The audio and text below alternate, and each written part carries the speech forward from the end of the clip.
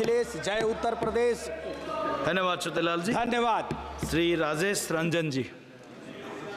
श्री राजेश रंजन जी। अध्यक्ष जी, सभापति महोदय, बहुत बहुत धन्यवाद। मैं पहले कुछ वर्ल्ड इनक्वालिटी डेटाबेस का ताज़ा रिसर्च के मुताबिक भारत में असमानता अपने 100 साल शिखर से ऊपर पहुंच चुका है।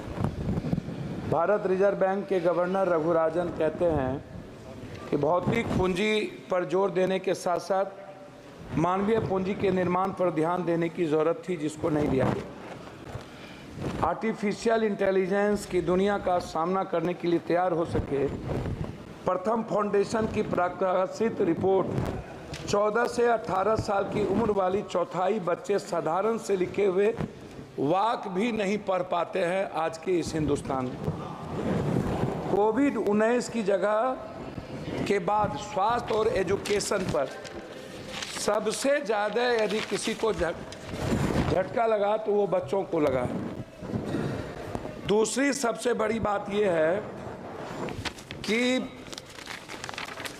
जो रिपोर्ट आई हुई है उसमें बहुत क्लियर है, यूपीए 2 से पीछे रह गए क्या, जीडीपी के हिस्से के रूप में लगभग 6% का घाटा, और उसके बाद मेक इन इंडिया में विफल होने के कारण राज्य के नेतृत्व वाले विकास मॉडल के बजाय सार्वजनिक निजी भागीदारी पीपी मॉडल पर जो निर्भर हुआ, नतीजा हुआ कि आज की स्थिति में लगभग शेयरों को भी आप देखिए, आरंभिक सार्वजनिक पेशकश 21,000 करोड़ रुपया थी, उनका जब आप निजी क्षेत्र में बिक्री या मोनेटाइजेशन शामिल करने के अनुमानित आंकड़ा देखिएगा तो 6 लाख करोड़ रुपया था।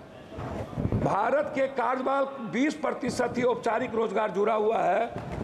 अंतर्राष्ट्रीय श्रम संगठन के ताजा आंकड़ों के मुताबिक लगभग 2000 में जहां देश में बेरोजगार में पढ़े लिखे नौजवानों की तादाद 54.2% थी, वो 2022 में बढ़कर 65.7% हो गई।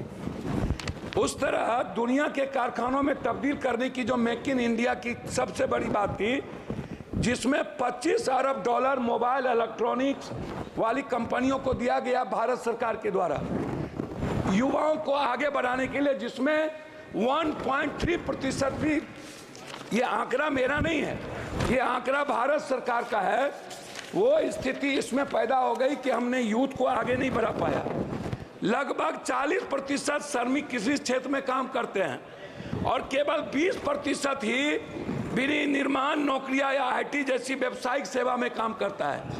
ये जो मजदूर है 40%, 10 साल के अंदर इस पर कोई काम वर्तमान सरकार ने नहीं किया।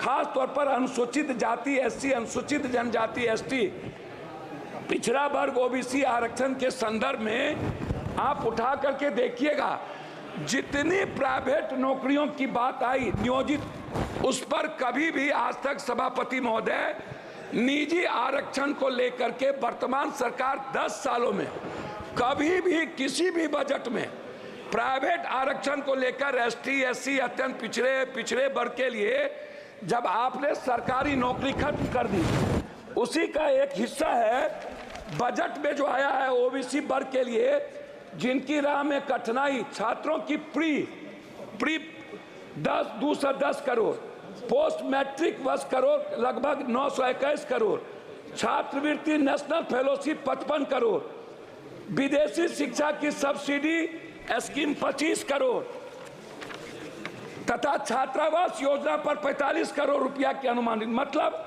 2024 के बजट अनुमान के पिछड़े वर्ग के छात्रों और अनुसूचित जनजाति की उच्च शिक्षा विकास के लिए योजना सरकार में बहुत कम घटा दिया एसटी एससी का और ओबीसी का। एक तरफ आप अत्यंत पिछड़ा ओबीसी एसटी एससी के आरक्षण को खत्म कर रहे हैं, एक तरफ उनकी इकोनॉमी को खत्म कर रहे हैं। विदेश जो एसटी एससी ओबीसी के बच्चे जा रहे थे उसके लगभग पैसे आपने 3 हिस्सा कम कर दिया। तो मेरा उसमें कहना बिल्कुल साफ है कि अध्यक्ष महोदय, सबसे जो इम्पोर्टेंट था वो है, आप इसको समझने का प्रयास करिए, वो सबसे ज़्यादा है एजुकेशन। Health, NREGA, window. मैं सभापति महोदय विडो के बारे में जो 6 पेंशन है, विधवा पेंशन है, वृद्धा पेंशन है, निःशक्त पेंशन है, मैं सरकार से जानना चाहूंगा ये 300 रुपया कब तक आप दोगे? 400 रुपया कब तक? क्या इस पेंशनधारी को 1000 से 2000 रुपया वृद्धा पेंशन को क्या नहीं बढ़ाना चाहिए? दूसरी चीज, नरेगा जिस पर मजदूर निर्भर है, मनरेगा की स्थिति को आपने कितना कम बजट दिया है, आप इसको देख लीजिए। दूसरा चीज जो हेल्थ सेक्टर है, ग्रामीण स्तर पर जैसे कैंसर है, ब्रेन ट्यूमर है, हार्ट है, जो संक्रमण बीमारी है, जो ओबीसी, अत्यंत पिछड़ा, दलित वर्ग आर्थिक रूप से वो नहीं कर पा सकता है, तो क्या आपने ऐसी कोई योजना बजट में कि जो ऐसा, आयुष्मान तो कहीं है, फेल्योर है, तो क्या आप कोई ऐसी योजना जिसमें कैंसर, हार्ट, ब्रेन ट्यूमर, इसका इलाज फ्री और दवाई जो लगातार वृद्धि हो रही है, और ग्रामीण स्तर पर किसी भी अस्पताल का जहां डॉक्टर नहीं है, 76 अध्यक्ष महोदय 12 मिनट में 76% लगभग डॉक्टर नहीं है, लगभग टेक्नीशियन और लैब नहीं है, सरकारी अस्पताल कहीं भी दवाई नहीं देता है, गुणवत्ता नहीं है, मेडिकल सिस्टम नहीं है, आप इस पर नहीं कुछ बोले। मेरा सिर्फ आपसे अंत में कहना यह है कि आपने जाति जनगणना, मेरा कहना है कि अध्यक्ष महोदय कि जाति जनगणना के लेकर के आपकी क्या राय है, इस पर आप कभी चर्चा नहीं करते हैं। दूसरी चीज, आरक्षण को लेकर के ओबीसी, अत्यंत पिछड़ा, जो जेएनयू है, जो बड़े बड़े कॉलेजेस हैं, समाप्त कीजिए, समाप्त कीजिए। मैं बात कर रहा हूं अध्यक्ष महोदय, मैं अपनी बात सिर्फ करना चाहूंगा। अब मैं बात करूंगा कोसी, सीमांचल, पूर्णिया की।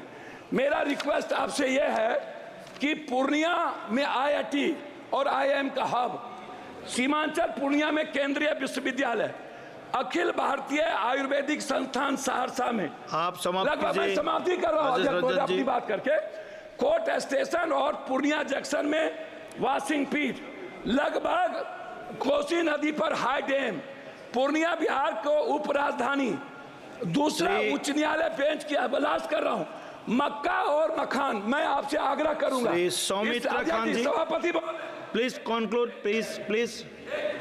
मैं बजट के लिए, मैं सभापति महोदय, बजट में फूड प्रोसेसिंग और डेयरी मिल्क, मक्का मखान के लिए मैं इस बजट में चाहूंगा कि बिहार को विशेष पैकेज के रूप में जितने बंद पड़े फैक्ट्री हैं, क्योंकि मजदूर बाहर जाते हैं 2.25 करोड़, इनके लिए कोई इंश्योरेंस नहीं है, किसी मजदूर का। धन्यवाद, प्लीज। धन्यवाद चेयरमैन सर। आज पहले कारगिल जय दिवस है। आज हमारा देश का प्रधानमंत्री जी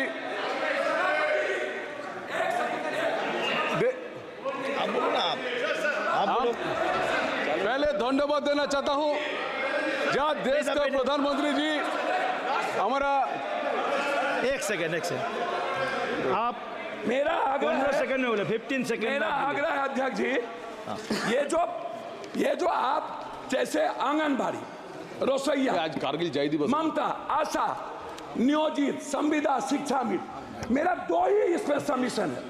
लगातार जैसे अग्निवीर के बारे में ये सवाल उठ रहा है, नियोजित, संविदा, शिक्षा मित्र जो उत्तर प्रदेश में है, इसके खिलाफ ये असमानता है टीचर के प्रति, ये असमानता है एजुकेशन और सम्मानजनक प्रति। Okay, thank you.